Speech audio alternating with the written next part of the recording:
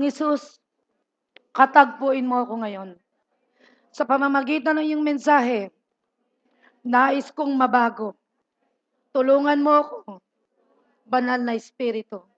In Jesus' name. Amen. Amen. Ano ba yan?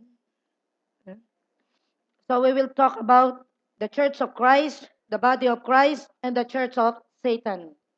Meron bang Church of Satan? Marami. Alam niyo po ba yon? Hallelujah. No, yung pong church, ito po ay tinatawag na body of Christ.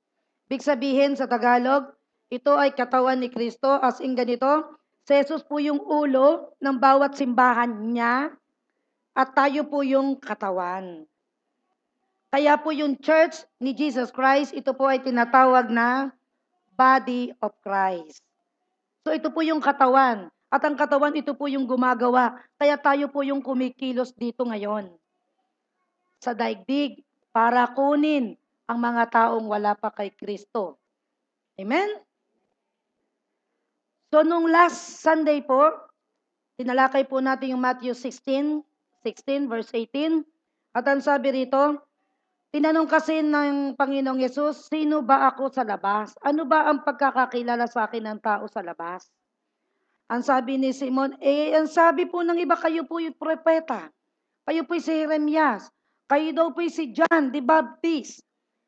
At ang sabi dito sa 16, ikaw naman Peter, sino naman ako sa pagkakakilala mo? Ang sabi po ni Peter, Simon Peter answered, you are the Messiah, the Son of the living God. At ang sabi sa 17, Jesus replied, blessed are you, Simon, son of Jonah, for this was not revealed to you by the flesh and blood, but my Father in heaven. Ang sabi niya, alam mo, Pedro, alam mo bang ako'y nakilala mong ako ang tagapagligtas dahil hindi ito sinabi sa iyo ng kahit sinong tao. Ito'y pinaalam ni loob ng Diyos Ama, ng aking Ama sa langit na ako'y makilala mo. Kaya sabi, dahil kilala mong ako ang tagapagligtas, ang sabi, pinagpala ka, Pedro.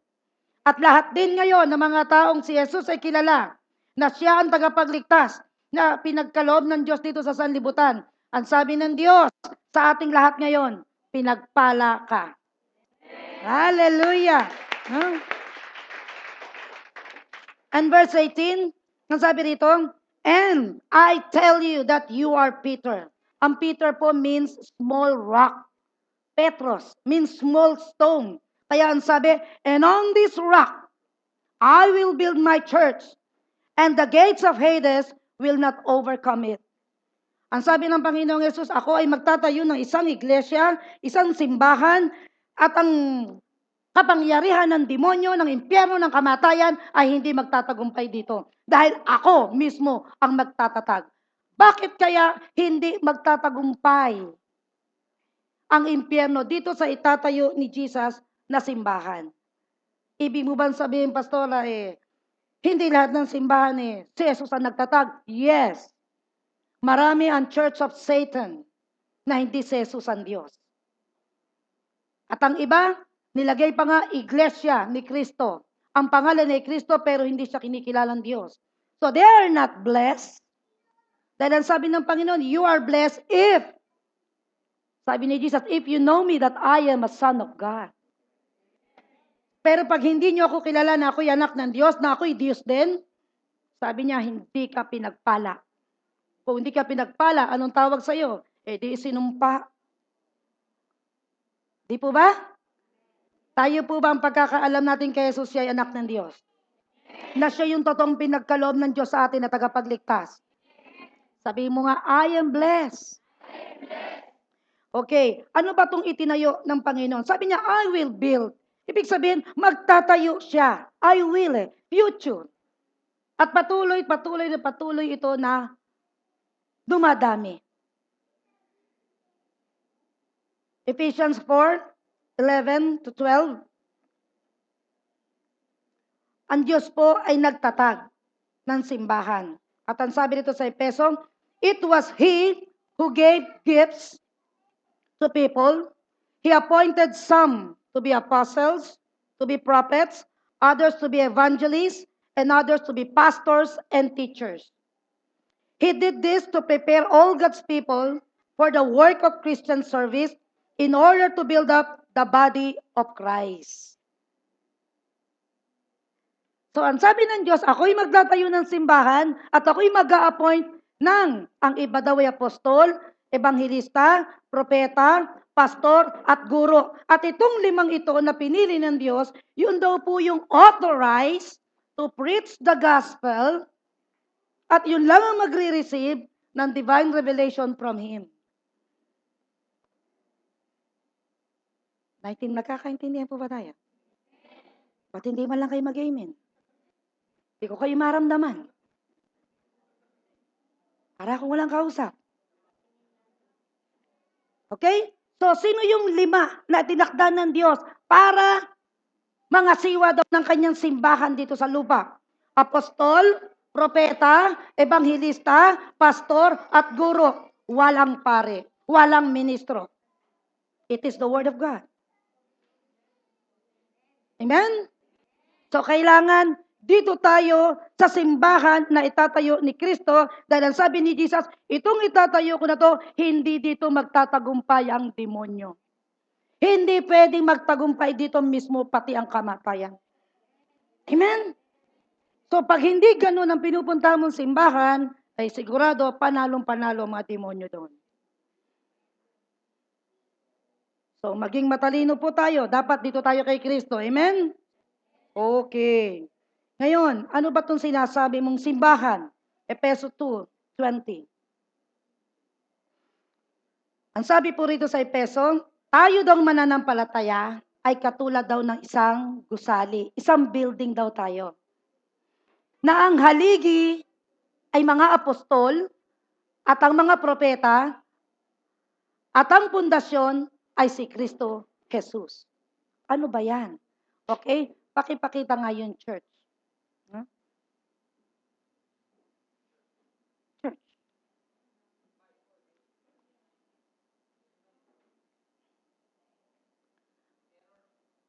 Where? Gusto ko pong makita ninyo yung Efeso 2:20, ito po ay ginawa kong church. No? Pagpasensya niyo yung drawing namin ni Abby. Ayaw pan lumabas. Ayun. No? Iyan po yung i-build ni Jesus. Ang sabi dito sa Efeso 2:20, tayo daw mananampalataya ay katulad daw ng isang building, gusali. At ang sabi, yung poste, yung daw haligi. Yung isang haligi apostol, yung isang haligi daw ay propeta. Kita nyo kung gaano katibay yan. Bakit matibay? Kasi nandito sa Efeso 4:11, yung poste, apostol at propeta. Ibig sabihin, pag hindi ito ang haligi, mabuhay, madaling masira. At ang sabi, napakatibay ng pundasyon. At ang sabi, ang pundasyon daw ng ibibig ng simbahan ay si Hesus Kristo. Amen! Kaya sabi, hindi pwedeng matinag. Halimbawa, ito yung church, ano? Ito yung poste. Ang sabi, ito yung apostol, ito yung haligi. Ay, kabila naman, propeta. At ang pundasyon, ito para tumayo itong pulpito na to, meron siyang pundasyon ito. At ang pundasyon na to ay si Hesus Kristo. At sino naman yung pinakaulo ng simbahan na itatayo niya? Siya rin, si Jesus. Nasa naman ang mga tayo mananampalataya? Tayo yung nasa loob, tayo yung mga hollow blocks ng building. Wow! Paano ka matitinag ng mga demonyo? Napakatibay ng pundasyon mo, si Hesus Kristo. Meron kang poste na sasalag. Apostol at propeta, ang ulo si Jesus, ang pundasyon si Jesus. Paano ka malalapitan ng demonyo? Kaya pala sabi ng Matthew 16:18, the gates of hell will not prevail against it. Hindi pwedeng magtagumpay ang demonyo, ang impyerno sa simbahang itatatag ko. Wow! Ano naman yung simbahan ni Satan? Bay, syempre, kailangan. Ang sabi doon, hindi raw magtatagumpay ang mga demonyo doon sa itatayo ni Jesus. Kaya sabi ni Satan, magtatayo rin ako. Ang pangalan ni Iglesia ni Cristo, Cristo rin. Kaya sabi ng Matthew 24:3, mag-ingat kayo na hindi kayo madaya. Dahil doon sa gagawing simbahan na yon, ako rin ang Kristo. Pero ano ang pagkakilala nila sa akin? Ako ba'y anak ng Diyos o tao lang? Hello? Amen? So ang poste nun ay bulang apostol, kaya nga hindi apostol, ministro. Kaya sabi, ang haligi ay apostol at ang isang haligi propeta. So, alam natin ngayon kung ano yung Church of Christ and Church of Satan. Naliliwanagan po ba tayo? Para ma-realize nyo mismo, ako ba'y nasa tama o nasa mali? Nasa simbahan ba ako ni Satanas? Dahil ang ugali ko, nagiging Satanas. Eh baka nasa simbahan ka ni Satanas, kaya nagmumukha kang demonyo. Di ba? Wala kang pagbabago. Kaya yung pong mga hollow blocks na nakikita natin doon, no? Every believer na nakukuha natin para kay Kristo, yung mga bago pong mananampalataya na nadadala natin kay Kristo. Yan po yung isa niyan, hollow block. Diba? Si Paring Boy, si Maring Carmen, Maring Lorna, si Genevieve. Tayo po yung mga bato. Kaya sabi ni Jesus kay Peter, and on this rock, rock means small stone. Bawat isa sa atin ay rock na bumubo ng isang simbahan. Tayo yung simbahan. Amen. Kaya ito pilit tayong binubuwag ng kaaway. Kaya bawat isang bato sa atin, pilit na hinihila ng kaaway. Para hindi mabuo ang simbahan ni Kristo. Pilit na inaagaw yan. Ano ang aagaw sa inyo? Problema. Pag-aalala. No? Alam niyo ba kanina ako'y nag-aalala? At napakabilis ng atake sa akin. Sabi ko, Anali, biglang sumakit ang katawan ko. Sumasakit agad ang buto ko. Saglit na saglit lang ako nag-alala. Tapos bumili po ako ng ulam. Pagbalik ko, naalala ko yung authority ko. Na kapag pala nagwo-worry, ibig sabihin nandiyan na yung spirit of evil, the spirit of fear. Kaya ang ginawa ko, I rebuke you, spirit of fear, in the name of Jesus Christ. I bind you in Jesus' name and go to hell. Right away, nawala po yung sakit ng katawan ko. Nakalukob na sa akin ang spirit of evil, the spirit of fear. So maging alert po kayo dito sa worries. Ako, kita nyo, pastor na ako. Hindi ako exempted doon. Kayo pa. Pero we must know what to do. Alam natin dapat kung paano, in Jesus' name. Na? Sabi nyo, pwede bang di mag-alala? Basta palayasin nyo, makikita nyo, magkakaroon po kayo ng kapayapaan. Mawawalan kayo ng sakit. Bigla akong lumakas. No? So ngayon, dahil tayo ay isang simbahan na ang nag-build daw mismo, ang architect mismo, owner and builder is Jesus Christ. Ang sabi, ano ngayon ang dapat gawin ng bawat bato sa atin, bawat mananampalataya? Efeso 2:22. Ang sabi rito, at dahil daw tayo ay kay Kristo ba kayo? At sabi rito, ito sabi sa ng Panginoon, at dahil daw tayo ay na kay Kristo, bahagi din daw tayo nitong gusaling itinatayo kung saan nananahan ang Diyos sa pamamagitan ng Espiritu. Mukhang malalim. Ulit. At dahil daw tayo ay na kay Jesus Christ, tayo daw ay kasama bahagi ng simbahang itinayo ni Kristo. Tayo yung hollow block. Kaya sabi, bahagi tayo ng gusali. Amen? So, ano ngayon ang tawag sa'yo? Templo ng Diyos. Part ka ng templo ng Diyos. Amen? Sabi mo nga sa katabi mo, makinig kang mabuti. Okay, 1 Corinthians 6:13-20. Sabi rito, maaari rin naman sabihin ng iba, ang pagkain daw ay ginawa para sa tiyan.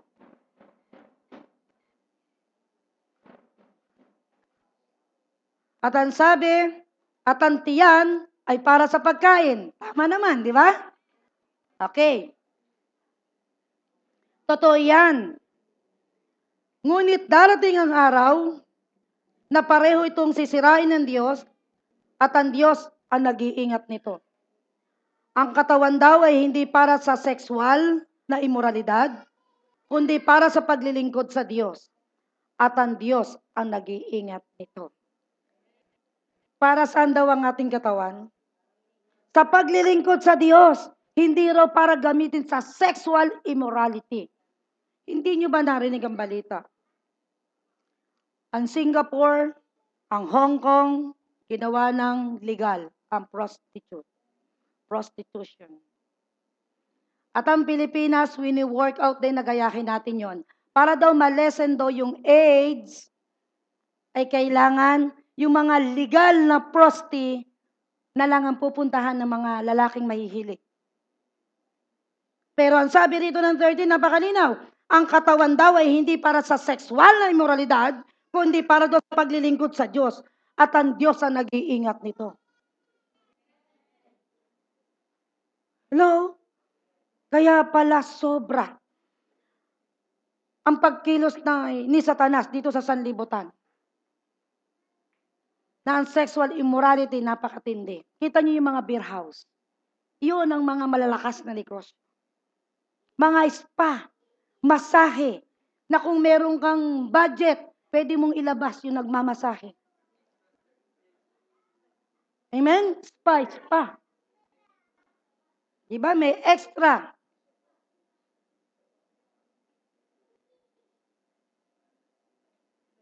Verse 14, ang katawan natin daw ay muling bubuhayin ng Diyos sa huling araw, tulad ng ginawa niya sa ating Panginoon. So, ang Panginoong Yesus, siya ay namatay, nung pinako sa krus, inilibing, at binuhay daw ng Diyos. At ang sabi rito ng verse 14, time will come, alam niyo po ba, pag dumating ang Panginoon na tayo namatay, una pong bubuhayin yung mga na kay Kristo. Ngayon, paano yung mga wala kay Kristo? Bubuhayin ka rin. Bubuhayin ka, yung katawan mo, tsaka yung kaluluwa mo magmimit uli para lang change of destiny. From hell to lake of fire. So lahat bubuhayin. Kaya sabi, ingatan yung katawan natin. Huwag daw gamitin sa immoralidad. Pero ito'y ginagawa-gawa lang nating biro. Lalo na ang mga lalaki, paramihan sila ng babae. Pag marami silang babae, mas mayabang sila. Mas gwapo. Pero makikita natin dito, hindi po pala dapat. Verse 15. Ang sabi rito, hindi ba tayong mga mananampalataya ay bahagi ng katawan ni Kristo? Iyan ang dahilan kung bakit hindi talaga natin maaaring gamitin ang ating katawan na bahagi ng katawan ni Kristo sa pakikipagtalik sa babaeng bayarin. Hindi daw talaga pwede. Pero ito'y ginawang libangan ng maraming lalaki. Di po ba? Lalo na yung mga Kristiyano. Marami akong kilala. Babae, lalaki. Ganito pa rin ang ginagawa. Alam niyo ba na sa tuwing gagawin pala yan ng bawat Kristiyano na bahagi ng templo ni Jesus, ikaw pala yung isang baturon na kaya pala nabuo yung simbahan? Pinagtatawanan tayo ng demonyo. Bakit? Kasi nandito si Jesus. Tapos ngayon itong katawan na to, tirahan ng banal na espiritu, gagamitin mo sa sexual immorality. Di ba katawa-tawa ang Diyos? Pilit na sinisira. Verse 16, hindi ba't ang nakikipagtalik sa ganong babae ay kaisang katawan niya? Sapagkat sinasabi sa kasulatan doon sa Genesis 2:24, silang dalawa ay magiging isa. Na yun daw dalawang tao, kahit hindi magkakilala, pero pag nag-sex po yan, magiging isa sila. Naku, yan ay bakla. Kaya ang bakla po ay hindi nakakahawa. Ito ay transferring of spirit. Kaya yung hindi bakla, nagiging bakla. Yung tomboy, magiging tomboy. Nagiging isa kasi sila. It is written. Amen? Naku, masama ugali nung naka-sex mo. Magiging masama rin ugali mo. Na kung adik yung sa alak, magiging adik ka rin. Na kung manyak yun, magiging manyak ka rin. Nagiging isa kayo eh. Nakasulat po. Kaya nga po yung mga mag-asawa, yan ay 2 taong nagpakasal, pero ang tawag dyan, ang tingin dyan ng Diyos ay iisa ka lang. Yung lalaki ang ulo at yung babae ang katawan. Kaya sabi, mahalin mo ang iyong asawa, gaya ng iyong sarili, dahil ikaw yan. Amen? At ikaw naman babae, mahalin mo. Igalang mo ang iyong asawa, dahil iyan ang ulo. Kaya dapat iginagalang natin yung ating katawan. Yung po yung mga babae. Ang mga lalaki po, kayo po yung ulo. Amen? Kayo yung nagtatrabaho, kayo yung nag-iisip. Kayo yung nagpaplano sa pamilya. Kami magtatrabaho lang. Amen? Okay. 17. At kung nakikipag-isa daw tayo sa Panginoong Hesukristo, kaisa niya tayo sa Espiritu. Ibig sabihin, kung ikaw ay nakay Kristo, kung Holy Spirit na nasa Kanya, Holy Spirit din ang titira sa iyo. Pero kung sa babaeng bayaran, sa prostitution ka pumatol, magiging prosti ka rin balang araw. Kaya ito po ay nakasulat na makikita nyo, ang gobyerno natin maraming ginagawang batas against the Word of God. Kaya kanina binasa ko sa inyo, yung Romans 1:28, na kung hindi mo kikilalanin ng Diyos sa pamamagitan ng Biblia, lahat ng desisyon mo magiging mali. Hindi ka makakapag-desisyon ng tama. Tapos sasabihin mo, sisisihin mo ang Diyos, bakit kaya mali-mali ginagawa ko? Abay, hindi mo kinikilala yung Diyos. Wala kang panahon sa Diyos. Kaya mali-mali ang buhay mo. Buti sana kung walang parusa, meron. Ramdam mo, lahat ang magiging parusa. Amen? 18. Ang sabi rito, meron payo si Pablo sa atin lahat. Kaya lumayo kayo sa sexual na immoralidad. Ano ang sabi? Lumayo. Huwag lumapit. Umiwas tayo dapat, layuan natin. Hindi tayo dapat makikipag-text. Sige, magkita tayo. Ang sabi, lumayo. Umiwas. Amen? Hindi ka dapat makipag-date. Saan tayo magkikita? Baklaran. Anong oras? Diba? Alam niyo ako, may babanggitin ako sa inyo, pero hindi ko babanggitin ang pangalan. May kakilala ako. Ang babae ay senior citizen na, 60 plus na. At ang kanyang kinakasama ngayon ay isang 25 years old. Tomboy yung 25. Senior citizen yung babae. Ganong kasagwa. At talagang mahal na mahal niya to. Alam niyo po ba kung paano sila nagkakilala? Sa text lang. Napakasagwa. Kasi edad na siya ni Ate Lolit. Bago apo na lang niya yung kinakasama niya.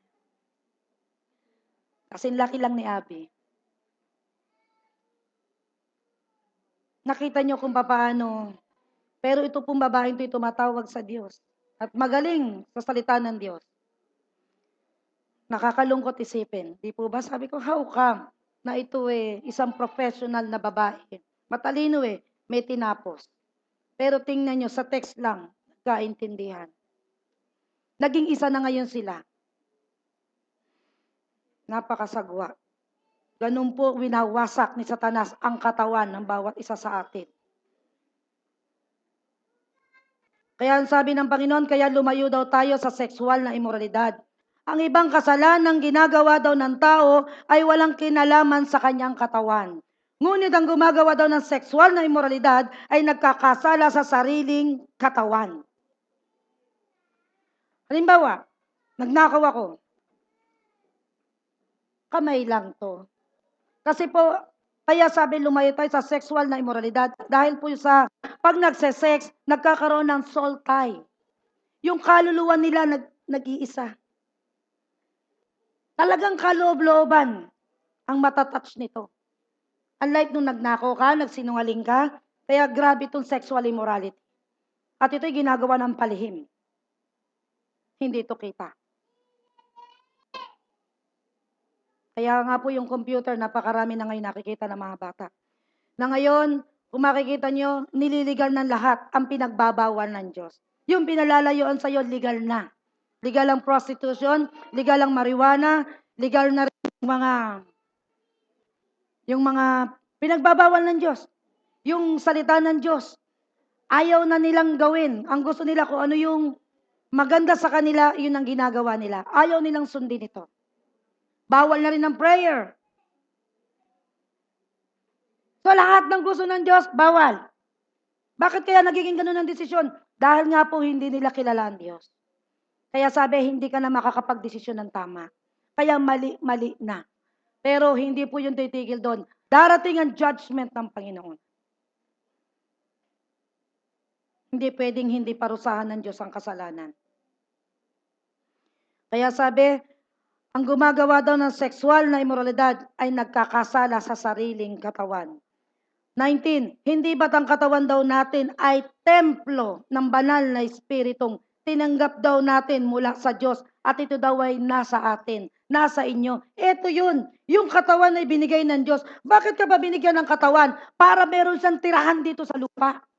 Kaya our body is the temple of the Holy Spirit. Kaya pilit itong winawasak ni Satanas through sexual immorality. Mga beer house, di ba? Kita nyo mga videoke ngayon. Mga masahe.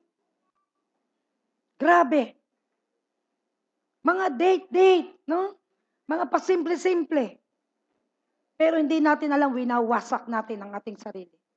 Ginagawang hanap buhay. Meron ako napanood sa TV, lalaki. Gabi-gabi, umaalis siya, 6:00 pa lang daw ng hapon. Anong ginagawa niya? Kumikita siya ng 500. Gabi-gabi, wala daw siyang alam na hanap buhay, kundi magbenta ng laman. Ganun niya winawasak. Ayaw magtrabaho. Ginagamit ang sarili. Sa isang gabi, ilang katawan na ang natitikman niya. Tuwan-tuwa ang mga demonyo sa kanya. Na dapat sa atin, hindi tayo dapat ganun. Kung ikaw man ay nakapatol sa bakla, nakapatol sa tomboy, ngayon pagsisihan mo. At kanselahin mo yung sumpa na dala niyan sa buhay mo. Padali lang po yan, ang Diyos po ay mapagpatawad sa taong humihingi ng tawad. Ang sabi ng Panginoon, 1 John 1:9, ipahayag mo lang ang kasalanan mo. Patatawarin ka ng Diyos. Lilinisin ka niya sa lahat ng iyong karumihan. Amen? Hanggat buhay, may pag-asa po. Narinig natin ang mensaheng ito, so ayusin po natin ang ating mga sarili. Kung yan ay dati mong ginagawa, umalis ka. Ang sabi, lumayo. Huwag ka nang makipag-friends lang naman eh. May asawa kang tao, nakikipag-friend ka, nakikipag-text ka.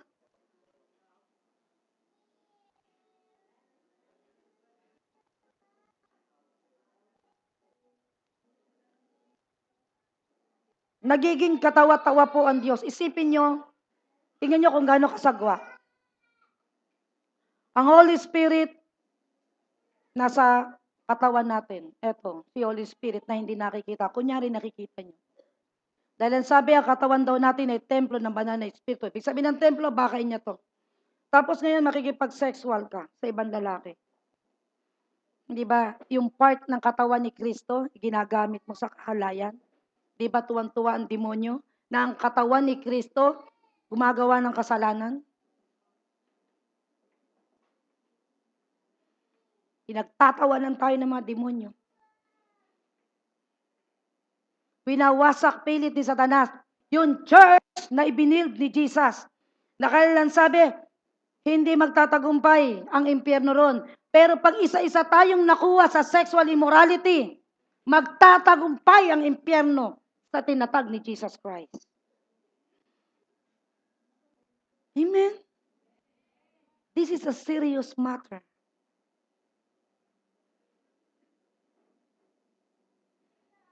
Banal na espiritu ang nakatira po sa ating katawan. Hindi ba't ang katawan daw natin ay templo ng banal na espiritong tinanggap daw natin mula sa Diyos at ito daw ay nasa atin na? Kung ganon, ang katawan daw natin ay hindi na raw atin, kundi sa Diyos. Bakit kaya naging kanya? Dahil sabi ng verse 20, Dahil tinubos na tayo.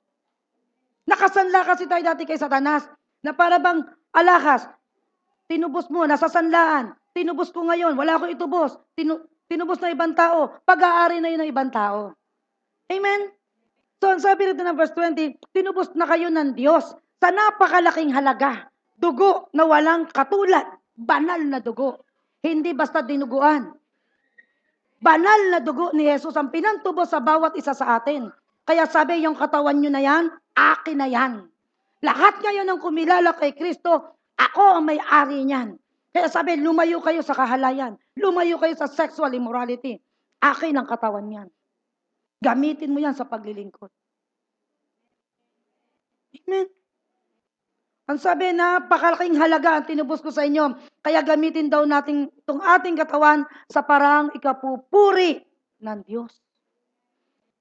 Kaya ang ginagawa ni Satanas, maraming Kristiyano, kaya po yung mga grace teaching ngayon, pwede nang magkasala. Bakla, tomboy, Muslim, pwede na.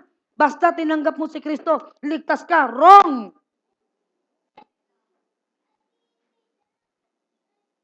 Kahit daw bakla, okay lang. Basta na kay Jesus Christ. Hindi ba nagiging katawa-tawa ka nito? Pinagtatawa na ng demonyo yung templo ni Jesus. Nandito ang Holy Spirit, nakikipag-sex ka, nakikita ka ni Holy Spirit.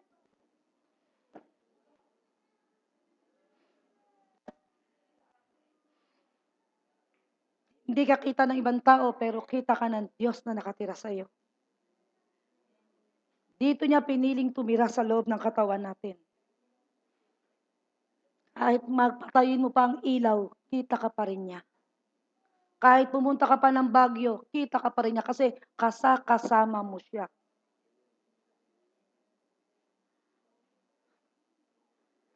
Kaya po ang kaaway lahat, kumukontrol niya itong sanlibutan. Gumagawa siya ng mga batas ang ginagamit ay gobyerno. Legal na ang sugal, legal na ang marijuana, legal na ang prostitution. Ginawa ng legal ang lahat ng pinagbabawal ng Diyos. And take note, malapit na po dumating ang Panginoon. Dahil sa panahon ni Noah, ito po yung nag-trigger na para gunawin ang panahon ni Noah. Dahil yung mga pinagbabawal ng Diyos, na bawal ang mga bakla. Ang lalaki doon, nung panahon ni Noah, ayaw makapag-sex sa babae. Ibinibigay ni Lot yung kanyang anak. Ito na lang yung anak kong dalaga, birhen nito. Ito na lang ang halayin nyo. Tinanggihan ng mga lalaki. Ang gusto namin yung lalaki, napakapogi, at isang barangay ang lumusob sa bahay ni Lot. Gusto nilang halayin. Ibigay mo sa amin yung lalaking yan. Yan ang gusto namin. Pero sabi ni Lot, hindi, matakot kayo. At siya'y itinulak. Di nila alam, kaya pala pogi, anghel pala. Yung bumaba na yon sa bahay ni Lot. At dahil doon, nawasak ang Sodom at Gomorrah. Dahil lang doon sa sexual immorality. At ngayon lang po sa panahon natin, sa generation natin, na niligal ang same sex. Niligal ang droga. Niligal ang prostitution. Ibig sabihin, ito na ang panahon ni Noah at ni Lot. Are you ready for the rapture? Amen. Darating na po ang Panginoon. Ito pong nangyari na to sa Amerika. Ang mangyayari po dito, dahil po sa mga ginawa nila na yan, darating po yung judgment ng Panginoon. At ang alam ko, ang Iran ang magpapasabog ng nuclear. Hindi po nuclear na sumasabog, ang pasasabugin po dito. Dahil hindi naman nila kayang talunin ng Amerika ng face-to-face. Kaya kailangan patayin lahat ang kuryente nila. Ito po yung tinatawag na EMP, Electronic Magnetic Pulse. Na kapag ito'y pinasabog, lahat, internet, sasakyan, lahat, walang gagana. Hindi na makakapaggawa ng dilata, wala na. So, babaksak ang ekonomiya. Yan po ang mangyayari sa Amerika. At tayo po'y nakasandal doon. Bakit kaya kailangan lumpuhin ng Amerika? Kasi po ito ay nag-iisang sumusuporta sa Israel. Kaya ito ang uunahin ng Iran dahil ito ang tumutulong sa Israel, kailangan baldahin muna. Pati po mga eroplano lumilipad, babaksak po yan. Dahil lahat yan nagpapatakbo electronics. So walang jet, walang nuclear na mapapasabog. So pagka pinasabog na po yung EMP, ang Amerika mababalda. At pag nabalda na po, ang tutulong sa Israel, kaya na ngayong wasakin ng Iran at ng Russia ang Israel. World War III. At bago mag-World War III, rapture will come first. Are you ready? Nandito na tayo sa panahon na to. Kaya tayo pinangangaralan ng Diyos, lumayo tayo sa sexual immorality. Gamitin natin ang katawang itong binigay ng Diyos para maglingkod, magsayaw, kumanta, mangaral. Dalahin ng mga tao sa Kanya. Amen? Ganun po ang gusto ng Diyos. Kaya nga po, Matthew 7, verse 24 to 27, di ba ang sabi doon, meron daw isang lalaking matalino. Nagtayo daw ng bahay sa ibabaw ng bato. At ang sabi, ang lalaking matalinong ito, ang tawag sa kanya ay nakikinig ng salita ng Diyos at isinasagawa niya yung kanyang napakinggan. Dumating ang baha, dumating ang pagsubok, dumating ang malakas na hangin. Ang sabi, ang bahay na ito ay matatag. Hindi man lang natinag. Ito po yung mga Kristiyanong nakinig at isinagawa ang napakinggan. Pero sabi, meron din daw isang lalaking hangal. Bakit siya tinawag na hangal? Nagtayo ba naman ng bahay sa ibabaw ng buhangin? Sino yung nagtayo sa buhangin? Ito yung mga nakinig lang. Pagkatapos, nalimutan na yung napakinggan. Walang ginawang pagbabago. Walang ginawang pag-iwas sa kasalanan. Ang sabi sa iyo ng Diyos, isa kang hangal. Magtatayo ka din lang ng bahay sa ibabaw pa ng buhangin. Kaya dumating ang bagyo, dumating ang malakas na hangin, lubusan daw nawasak ang bahay na yon. At tayo yung tinatawag na bahay. Dahil tayo bahay ng banal na Espiritu. Amen? We are the church. We are the body of Christ. We are the church of Christ. Kaya ngayon, madidistinguish nyo na. Sino ba yung church of Satan? Hindi si Jesus ang Lord doon. Hindi si Jesus ang anak ng Diyos. Si Jesus ay propeta lang. Si Jesus ay tao lang. Yun po yung tinatawag na church of Satan. Maliwanag po ba? Are you blessed? Amen. So palakpakan natin ng Diyos. So ngayon, alam ko maraming nakikinig dito sa ating katuran all over the world. Kung sino ka man na nakikinig ngayon, kung gusto mong maging anak ng Diyos, sabihin mo lang ang salitang ito. Sabihin mo sa Kanya, Panginoong Yesus, ako'y nagsisisi sa aking mga kasalanan. Patawarin mo ako sa lahat ng aking mga nagawa. Nag-commit ako ng sexual immorality, pero Panginoon, pinagsisisihan ko na yun ngayon. Kaya sa oras na ito, kinikilala ko na po ang iyong ginawa sa krus ng Kalbaryo. Tinatanggap na kita bilang Panginoon at tagapagligtas ng aking buhay. Baguhin mo ang aking buhay. Kaya banal na Espiritu, manatili ka dito sa aking puso. At sa oras na ito, alam ko, O Diyos, na ang pangalan ko ay sinulat mo na sa aklat ng buhay. Akin dinideklara ngayon, ako ay anak ng Diyos. Dahil nakipag-isa na ako sa Panginoong Hesukristo. So kung sinundan mo ngayon ang panalangin na yan, ikaw ngayon ay anak ng Diyos. God bless you. Amen. I believe natuto po kayong lahat.